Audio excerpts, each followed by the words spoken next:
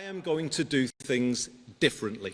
I am going to break with the more of the same approach that has got us here and hope in every heart. Well, imagine no more. আর কল্পনা করা দরকার নেই, চলুন এটা বাস্তবে পরিণত করি। আমি এবার সবকিছু ভিন্নভাবে করব। আমি সেই পুরনো একই পদ্ধতি থেকে বেরিয়ে আসব যা আমাদের এখানে এনেছে।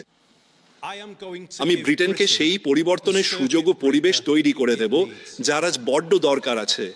ওয়েস্টমিনস্টারে আরও সহযোগিতামূলক এক নতুন রাজনীতি গড়ে তুলে কেন্দ্রীয় শাসন ব্যবস্থা থেকে ক্ষমতা বিকেন্দ্রীকরণ করে তা সরাসরি সাধারণ জনগণ ও সেই সব স্থানের হাতে তুলে দিয়ে যারা সেটা সবচেয়ে সুন্দর ও কার্যকরভাবে কাজে লাগাতে পারে। আর এর মাধ্যমেই আমি সমগ্র দেশ জুড়ে নতুন এক সক্ষমতা, অফুরন্ত সম্ভাবনা আর আগামীর এক উজ্জ্বল আশার সঞ্চার করব। আমরা আমাদের দেশের ইতিহাসে সবচেয়ে বড় ক্ষমতার ভারসাম্য পরিবর্তন ঘটাবো।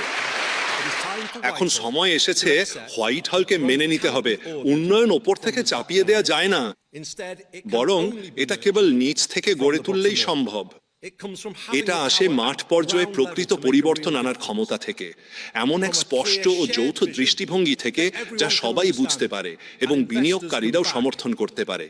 আর এটা আসে তখন যখন সবকিছু বাজারের ওপর ছেড়ে না দিয়ে যেখানে প্রয়োজন সেখানে সরকারি হস্তক্ষেপের মাধ্যমে শহরগুলোর জন্য উচ্চতর লক্ষ্য নির্ধারণ করা হয়, যেমনটা আমরা স্টকপোর্টে করেছিলাম এবং পরিবর্তনের প্রক্রিয়া শুরু করেছিলাম।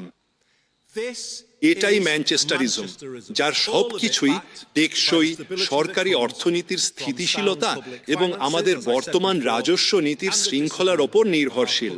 যেমনটা আমি আগেও বলেছি, আমি আশা করি মানুষ এখন থেকে অনুভব করতে পারবে, আশা করি আপনিও পারবেন, আজ আমি যে পরিবর্তনের কথা বলছি তার সঙ্গে যে উত্তেজনা জড়িয়ে আছে এটা ব্রিটেনের জন্য সম্ভাবনার এক নতুন যুগের প্রতিশ্রুতি দেয়, এমন সব জায়গায় যেখানে আগে কখনোই সম্ভাবনা অনুভূত হয়নি।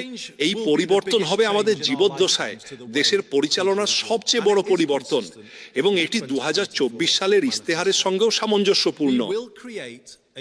আমরা একটি আরো কার্যকর রাষ্ট্র গড়ে তুলব যার লক্ষ্য হবে দেশের সব অংশকে শক্তিশালী করা এবং প্রবৃদ্ধি ও পুনর্জাগরণের উপর তীক্ষ্ণ নজর দেওয়া। ভালো প্রবৃদ্ধি। এই পরিবর্তন পরিচালিত হবে প্রধানমন্ত্রী কার্যালয়ের মাধ্যমে, যার সম্প্রসারিত কার্যক্রম ম্যানচেস্টারে অবস্থিত থাকবে। এখন শুনুন, নাম্বার 10 নর্থ হবে নতুনভাবে গড়ে ওঠা ব্রিটেনের স্নায়ু কেন্দ্র। এটি হবে সেই মাধ্যম যার মাধ্যমে আমরা যুক্তরাজ্য জুড়ে ক্ষমতা ও সম্পদ পুনর্বন্টন করব। এটি জাতীয় ও স্থানীয় পর্যায়ে সরকারের সব অংশকে সমন্বয় করবে যাতে দীর্ঘমেয়াদী অর্থনৈতিক কৌশল নির্ধারণ করা যায় এবং সব জায়গায় নতুন প্রবৃদ্ধির লক্ষ্য স্থির করতে সহায়তা করা যায়। এটিকে একটা মিশন দেওয়া হবে ব্রিটেনের সব অংশে সমতুল্য জীবনযাত্রার মান নিশ্চিত করার জন্য, জার্মান মৌলিক আইন থেকে ধারণা নিয়ে। এটি স্থানভিত্তিক সহযোগিতাকে যুক্তরাজ্যের পিএলসির নতুন কার্যক্রমের মূল নীতি করে তুলবে, যেখানে সব সরকারি বিভাগ ও সংস্থাকে কৌশলগত ও স্থানীয় কর্তৃপক্ষকে জনবল ও সম্পদ দিয়ে সাহায্য করতে হবে। এখন থেকে হোয়াইট হলের পুরোটা আমাদের অঞ্চলগুলোর পাশে দাঁড়াতে এবং তাদের সঙ্গে একসাথে কাজ করতে বাধ্য থাকবে যাতে দ্রুত ও সমন্বিত সিদ্ধান্ত নেওয়া যায়। আমাদের লক্ষ্য হবে পরবর্তী 10 বছরে দেশের সর্বত্র জীবনযাত্রার মান উন্নত করা।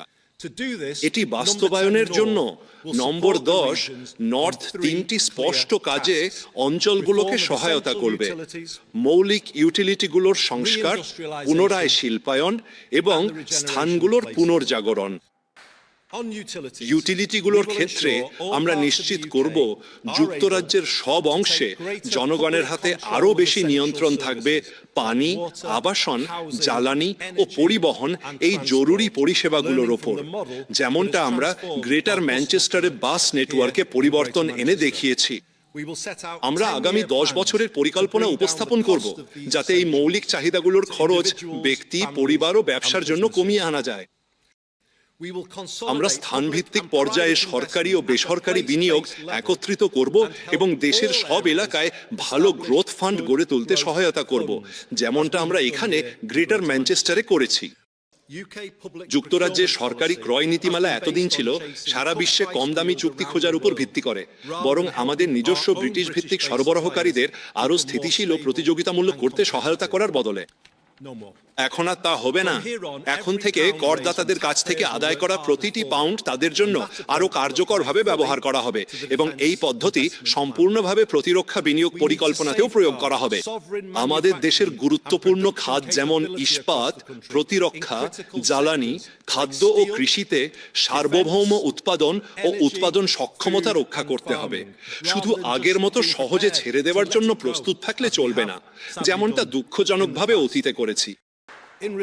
এর বিনিময়ে আমরা আমাদের কমিউনিটি ও বাসিন্দাদের জন্য সর্বাধিক সুবিধা পুনর্ব্যবহার করব। উদাহরণস্বরূপ, তরুণদের জন্য ৪৫ দিনের ওয়ার্ক প্লেসমেন্ট ও শিক্ষানবিশ কর্মসূচি সরবরাহ অনেক বেশি বাড়ানোর বাধ্যবাধকতা আরোপের মাধ্যমে ব্রিটেনের আবাসন সংকট এর সরকারি অর্থনীতিতে ধ্বংসাত্মক প্রভাব ফেলছে। তাই স্থানীয় এলাকাগুলোর সঙ্গে কাজ করে নম্বর ১০ নর্থ যুদ্ধ পরবর্তী সময়ের পর থেকে সবচেয়ে বড় কাউন্সিল হাউস নির্মাণ কর্মসূচির তত্ত্বাবধান করব। আমাদের লক্ষ্য হলো ১০ বছরের একটি মিশনের মাধ্যমে মানুষের জীবনমান উন্নত করা। আমি জানি মানুষ পরিবর্তনের জন্য চিরকাল অপেক্ষা করতে পারে না। মেকারফিল্ডে বাড়ি বাড়ি ঘুরে আমি শুনেছি মানুষ এখনই একটু বাড়তি সহায়তা চায়, কারণ খরচ বেড়ে যাচ্ছে। আমি আমার সর্বোচ্চ চেষ্টা করব এটা বাস্তবায়ন করতে, এবং সরকারি অর্থনীতিতে ঝুঁকি না নিয়ে যত দ্রুত সম্ভব ব্রিটেনকে কিছুটা স্বস্তি দেওয়ার চেষ্টা করব। আমি আবারও বলছি, ভাবুন তো, প্রতিটি পোস্ট কোডে ভালো প্রবৃদ্ধি আর প্রতিটি হৃদয়ে আশার আলো। এখন আর কল্পনা করার দরকার নেই। চলুন আমরা একসাথে এটা বাস্তবায়ন করি।